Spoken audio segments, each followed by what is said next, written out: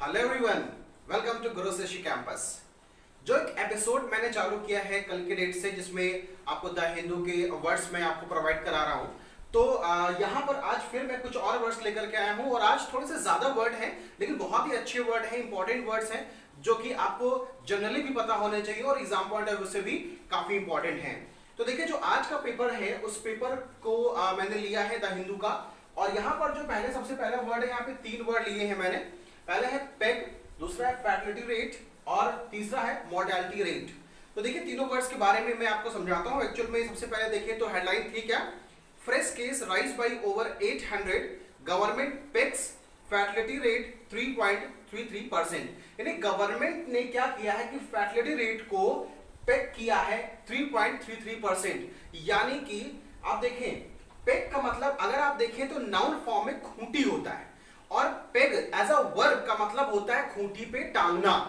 अब यहां पे देखिए क्या लिखा हुआ है, फर्टिलिटी रेट, और बगल में क्या लिखा है, मोर्टेलिटी रेट। दो तरह के रेट यहां पे लिखे हैं। फर्टिलिटी रेट वो रेट होता है जो कि किसी विशेष जो है एपिडेमिक या पैंडेमिक की स्थिति में जो मौतें होती हैं या किसी विशेष घटना के अंतर्गत जो मौतें होती हैं, उसके लिए उसमें जो होने वाली मौतें हैं वो जो घटना है या वो जो जैसे वायरस चल रहा है कोविड-19, वो कितने लोगों को मार सकता है, उसका रेट क्या है, उस बात को अगर हम देखें तो उसे कहा जाएगा फर्टिलिटी रेट। जबकि मोर्टेलिटी रेट मृत्यु दर होती है जनसंख्या के अनुपात के अनुसार, जो लोग मरेंगे, कितने लोग हर साल मरते हैं, उस चीज को हम लोग क्या बोलते हैं, मोर्टेलिटी रेट बोलते हैं। तो पेग का मतलब नॉर्मली खूंटी टांगना है, लेकिन पेग फर्टिलिटी रेट का मतलब इस एक स्थान या एक लेवल तक किसी चीज को डिसाइड करना। तो एक लेवल तक डिसाइड करने के लिए कौन सा वर्ड हम लोग यूज करेंगे, पेग वर्ड यूज करेंगे। दूसरा वर्ड देखिए पीक आउट है। इसी फर्स्ट पेज पे अगर हम देखें तो यहां पर एक छोटा सा पैराग्राफ जो है, एक फोटो बनी हुई है जहां से कुछ बच्चे बाहर की ओर झांक रहे हैं। तो आप अगर न्यूज़पेपर ये ले लेते हैं तो बहुत ही अच्छा रहेगा। अदरवाइज टेलीग्राम पे जो है वो इसका पीडीएफ फॉर्म पड़ा हुआ है, वहां पे इमेजेस भी हैं, और जितना मैं आपको पढ़ा रहा हूं उसके शॉर्ट इमेजेस वहां पे हैं, तो वहां पे भी जाकर के आप देख सकते हैं। तो वहां पे आप सोचिए सीन क्या है कि वहां पे एक जो है एक बॉक्स है, इसमें से कुछ बच्चे जो बाहर की ओर झांक रहे हैं। तो यहाँ पे देखें तो पीक आउट है। पीक मतलब बाहर की ओर झांकना, पीक आउट मींस बाहर। तो बाहर की ओर झांकने के लिए कौन सा वर्ड हो गया हमारे पास, पीक आउट, बाहर की ओर झांकना, पीक। ठीक है, नेक्स्ट वर्ड देखिए आपके पास लिखा हुआ रन आउट ऑफ, जो कि जो है बगल में लिखा हुआ था, जो हेडिंग है आपकी, Mumbai runs out of beds in ICU. Mumbai runs out of beds. तो यहां पर जो आपके पास ये फ्रेजल वर्ब है वो है run out of. Run out of का मतलब होता है खत्म हो जाना किसी चीज का। पेट्रोल खत्म हो गया, पेट्रोल हैज रन आउट। तो चीनी खत्म हो गई, चीनी हैज रन आउट। तो यहां पे बोल रहे हैं कि मुंबई का जो हॉस्पिटल है वो उसमें बेड्स खत्म हो गए हैं। तो मुंबई रन्स आउट ऑफ, यानी कि रन आउट ऑफ यानी क्या हुआ कि जो भी चीज यहां पे लिखी हुई है उस चीज का खत्म हो जाना, एक फ्रेजल वर्ब है जिसका मतलब होता है खत्म हो जाना। उसके बाद देखिए नेक्स्ट वर्ड आपके पास लिखा हुआ है डेस्टिट्यूट, जो कि आपको उसी पेज पर नीचे मिल जाएगा। पानी is all that he manage to say. तो यहां पर एक्चुअली स्टोरी ये है कि एक लड़का है जो कि काफी देर तक, करीबन 5 घंटे वो पड़ा रहा और उसको सिर्फ पानी चाहिए था। द हिंदू ने पानी वर्ड का ही इस्तेमाल कर लिया है सीधे तौर पे, और उसको था क्या कि मतलब पानी नहीं मिल पा रहा था, तो बहुत ज्यादा वो परेशान हो गया, कुछ नहीं मिल पाता, लेटा हुआ था, लोगों को लगा कि मर गया है। फाइनली जो है वो लोग वहां तक पहुंचे और पुलिस वहां तक पहुंची। तो उस व्यक्ति को उन्होंने डेस्टिट्यूट कहा है। डेस्टिट्यूट का जो मतलब होता है बेसिकली वो गरीब लोगों के लिए इस्तेमाल किया जाता है, पुअर के लिए। तो बहुत ज्यादा जो गरीब हैं, मतलब पानी इसलिए इस्तेमाल किया है कि यहां तक कि पानी की व्यवस्था भी, कुछ लोग ऐसे हैं जो पानी की व्यवस्था भी नहीं कर पा रहे हैं, वो इतने गरीब हैं। तो डेस्टिट्यूट जो वर्ड आपके पास हो गया, बेसिकली उसका मतलब क्या हो गया, गरीबी, यानी कि बहुत ज्यादा गरीब होने के लिए हम लोग कौन सा वर्ड यूज करेंगे, डेस्टिट्यूट यूज करेंगे। आगे देखते हैं नेक्स्ट वर्ड आपके पास है टाई द नॉट। ये वर्ड जो है आपका अगेन एक फ्रेज है टाई द नॉट, और ये आपका पेज नंबर 5 पे अगर आप आते हैं तो पेज नंबर 5 पे एक नीचे आपको फिगर मिलेगा जहां पे लिखा हुआ है in the time of pandemic couple will tie the not online. तो यहां पर दो लोग हैं जो कि एंगेजमेंट की एक फोटो दिखाई गई है और टाई द नॉट के लिए बोला गया है ऑनलाइन। यानी कि देखिए यहां पे जो टाई द नॉट का मतलब होता है मैरिज, यानी कि शादी कर लेना। तो वो जो दो लोग हैं उन्होंने डिसाइड किया है कि हम लोग 26 अप्रैल को उनकी शादी है तो वो ऑनलाइन शादी करेंगे। एक यहाँ पे व्यक्ति होगा, एक बैंगलोर में है, एक लखनऊ में है, तो वहां से वो लोग अपना ऑनलाइन होगा, कुछ लोग सब ऑनलाइन वीडियो कॉन्फ्रेंसिंग के जरिए ये शादी होगी। तो थोड़ी सी यूनिक शादी होगी, इसलिए द हिंदू ने इसको थोड़ा सा इंपॉर्टेंस दिया है। वर्ड आपको क्या याद रखना है? Tie the knot. तो tie the knot means what? That means शादी करना, that means to get married.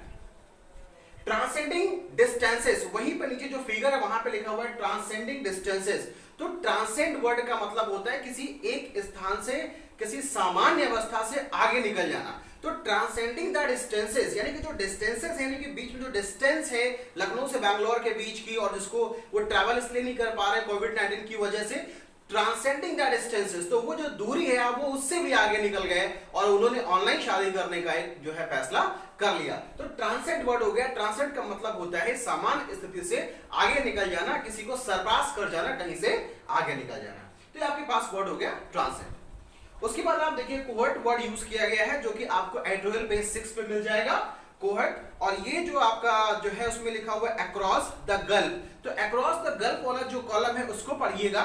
वहां पे गल्फ में बात हुई है, एक्चुअल में ऑथर नहीं बताया कि जो गल्फ कंट्रीज हैं वहां पर अभी भारत के बहुत से ऐसे निवासी हैं जो कि वहां पे अभी फंसे हुए हैं और वहां से वो निकल नहीं पा रहे हैं। तो कहीं ना कहीं जो है भारतीय गवर्नमेंट को सोचना चाहिए, क्योंकि वो काफी लोग वहां पर हैं और वो परेशान हो रहे हैं। तो उस तरह का जो ग्रुप होता है, वैसे कोहर्ट वर्ड का जो वर्ड है एक्चुअल में रोमन एम्पायर से लिया गया है, वहां मिलिट्री के ग्रुप को बोलते थे। तो कोहर्ट जो वर्ड है वो बेसिकली ग्रुप के लिए कहा जाता है। कोई ग्रुप अगर होता है तो उस ग्रुप को कहते हैं, थोड़ा स्पेशल ग्रुप होगा। जैसे वहां पे कोहर्ट वर्ड यूज किया तो वहां के जो मजदूर लोग हैं, जो वहां पे लोग हैं, उनके लिए इस्तेमाल किया गया। तो कोहर्ट याद रखिए, बहुत अच्छा वर्ड है, ग्रुप के लिए इस्तेमाल करेंगे इसको।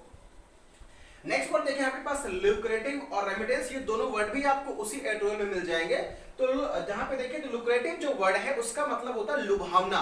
जिन्हें लुक्रेटिव वर्ड को आप जॉब के साथ देखेंगे या पैकेज के साथ में देखेंगे, तो किसी को बहुत पैसा दिया जाता है, लुभावने पैकेज, लुभावना पैसा दिया जाता है, तो उस केस में हम लोग लुक्रेटिव वर्ड का इस्तेमाल करते हैं। तो लुभावना बहुत ही अच्छा, बहुत ही काफी पैसे वाला, काफी प्रॉफिटेबल। तो अगर कोई चीज काफी पैसे वाली है, काफी प्रॉफिटेबल है, तो कौन सा वर्ड यूज करेंगे हम लोग? लुक्रेटिव वर्ड यूज करेंगे। दूसरा बात देखिए यहाँ पे रेमिटेंस लिखा हुआ है। रेमिटेंस क्या होता है कि वो पैसा जो कि बाहर के लोग भेजते हैं आपके अकाउंट में, या कोई व्यक्ति एक से किसी दूसरे को जो पैसा रेगुलर बेसिस पे देता है, वो उसका रेमिटेंस कहलाता है। तो रेमिटेंस जो वर्ड आपके पास गिवन है वो ऑथर ने इसलिए यूज किया कि वहां पे जो लोग फंसे हुए, जो मजदूर हैं और जो और भी जो है रोजगार में लोग गए हुए हैं, कुछ मजदूर हैं, कुछ और ऊपर हैं, कुछ और ऊपर हैं, तो एक लेवल तक लोग वहां पर जो अब हैं वो कहीं ना कहीं पैसा भारत को भेजते हैं। तो उस पैसे को ऑथर ने बोला रेमिटेंस, यानी कि वो रेमिटेंस होता है, वो जो पैसा कहीं भेजा जाता है उस पैसे को रेमिटेंस बोलते हैं। तो लुक्रेटिव पैकेजेस जिन लोगों के पास हैं वहां पे वो अच्छा रेमिटेंस भेज रहे हैं, जिनके पास लोअर पैकेजेस हैं वो कम रेमिटेंस भेज रहे हैं। इसके बाद देखिए उसी पे आइएगा नीचे, तो उसी के नीचे लिखा हुआ है, जस्ट नीचे पेज नंबर 6 पे ही अगर आप देखेंगे तो आपको एक और मिल जाएगा वर्चुअल रियलिटी। इंपॉर्टेंट चीज वर्ड है, वैसे तो दोनों बड़े अलग तरह के। वर्चुअल मींस आभासी होता है और रियलिटी मतलब वास्तविक होता है। तो वास्तविकता और आभासी दोनों वर्ड को एक साथ लिख दिया, वर्चुअल रियलिटी लिख दिया है। तो वहां पर हुआ क्या एक्चुअली में कि उन्होंने टेलीमेडिसिन की बात किया। अच्छा वर्ड टेलीमेडिसिन आपको पता होना चाहिए।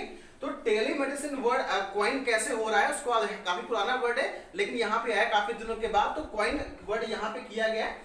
तो टेलीमेडिसिन का मतलब ये हो गया कि जो है डॉक्टर्स या कंसल्टेंट्स जो हैं वो दूर ही बैठे हुए हैं और वो वीडियो कॉन्फ्रेंसिंग के जरिए या फिर किसी भी तरह से जो है पेशेंट को कंसल्ट करते हैं, उससे बातचीत करते हैं और उसको जो जरूरी दवाएं हैं वो रिकमेंड करते हैं, या फोन करके भी हम अपनी स्थिति को बता के डॉक्टर से बातचीत कर सकते हैं और कुछ दवाएं रिकमेंड कर सकते हैं। तो बोला गया है कि टेलीमेडिसिन जो है वो इस कोविड-19 के समय में a shot in the arm है। जो टेलीमेडिसिन है वो क्या है? A shot in the arm है। A shot in the arm का मतलब ये हो जाता है कि किसी मुश्किल परिस्थिति में कोई ऐसी चीज निकल आना जो बहुत एनकरेजियस है, जिससे बहुत लोग एनकरेज हो रहे हैं और जो है वो कहते हैं ना कि एकदम से जो है बहुत बुरा फंसे हुए थे और अचानक कोई आपको ऐसी चीज मिल गई जो आपको उस परिस्थिति से निकाल ले गई। तो यहाँ पर ऑथर ने टेलीमेडिसिन को अ शॉट इन द आर्म बोला है, यानी कि अ शॉट इन द आर्म है ये। टेलीमेडिसिन फिलहाल अभी जो है वो काफी लोग ओपीडी में नहीं जा पा रहे, लोग वहां तक पहुंच भी नहीं पा रहे हैं, तो डॉक्टर्स तक नहीं पहुंच पा रहे, तो अभी क्या कर सकते हैं, वो शॉट इन द आर्म है, टेलीमेडिसिन है। आप बात करिए डॉक्टर को, फोन कॉल पे अपनी प्रॉब्लम बताइए, अगर पॉसिबल होगा जितना भी वो समझ सकते हैं उसके बाद वो आपको उतना कंसल्ट करेंगे। नेक्स्ट वर्ड देखिए, आपको सोशल अनरेस्ट मिल जाएगा। सोशल अनरेस्ट में जो वर्ड आपको मिलेगा ये पेज नंबर 8 पे मिलेगा आपको। सोशल अनरेस्ट, सोशल अनरेस्ट जो वर्ड है ये राहुल गांधी ने इस्तेमाल किया है और उन्होंने कहा कि गवर्नमेंट को जो है वो इस बुरे दौर में सोशल अनरेस्ट के बारे में भी सोचना चाहिए।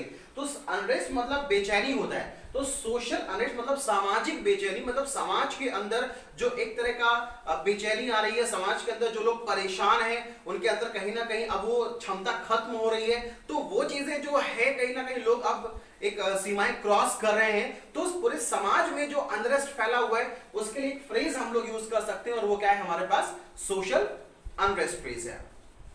नेक्स्ट वर्ड देखिए, आई ऑफ द स्टॉर्म है, ये आपको पेज नंबर 12 पे ये वर्ड मिल जाएगा आपको और ये वर्ड जो है वो यूज किया गया है WHO के द्वारा और WHO ने जो है वो यूज किया है यूरोप के लिए।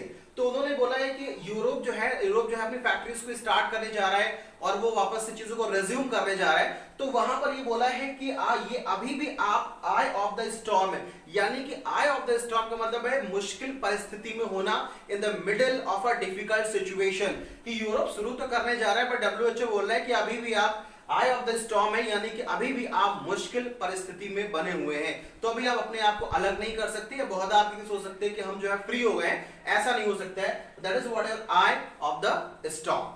तो ये कुछ वर्ड्स थे जो कि आज द हिंदू न्यूज़पेपर से मैंने लिए थे और इस तरह के वर्ड्स आपको रेगुलर बेसिस पे आपको मिल रहे हैं। कल एपिसोड 1 किया था, आज एपिसोड 2 भी किया है। काफी सारे वर्ड द हिंदू में रिपीट भी होने लगे, जैसे डायस्पोरा वर्ड है और भी कई वर्ड जो मैंने आपको सिखाए हैं। अगर आप चाहो तो जो PDF आपको टेलीग्राम चैनल पे मिलेगी वहां अपलोड कर लेना। और मेरे पिछले जो आपके जो है वीडियोस है उन्होंने माइग्रेंट्स पे बनाए हैं, जिनमें माइग्रेंट वर्कर्स हैं तो उसके बारे में भी काफी चर्चा है, डायस्पोरा के बारे में काफी चर्चा है। तो काफी सारे वर्ड जो इस समय करंट सिनेरियो में चल रहे हैं, अगर आप पिछले वीडियोस को देखेंगे तो वहां से काफी आपको हेल्प मिल जाएगा।